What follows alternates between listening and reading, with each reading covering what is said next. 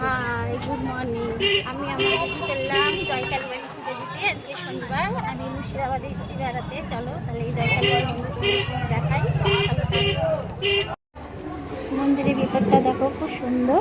আর আমরা কী কী ফুল নিয়েছি, মিষ্টি নিয়েছি, সেগুলো দেখাই। চারিদিকটা তোমাদের দেখিয়ে দিই। আর খুব ভালো দেখো, মাকে স্বয়ং দেখা যাচ্ছে। মানে খুব ভয়ে ভয়ে ভিডিওটা করেছি, জানি না আছে কি না ভিডিও করার নিয়ম, তবু করে নিলাম। দেখো মা ঠাকুর বসে গেছে, পুজো দিচ্ছে। এটা হচ্ছে জয়কালী বাড়ি, নতুন বাজারের জয়কালী বাড়ি। খুব সুন্দর মন্দিরটা হয়েছে। আমি অনেকদিন পর এলাম পুজো দিতে।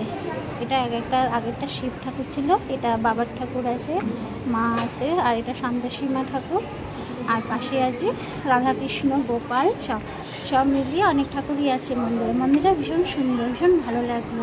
তাহলে আজকের মতন যাই, পরে ভিডিও খুব তাড়াতাড়ি আসছে।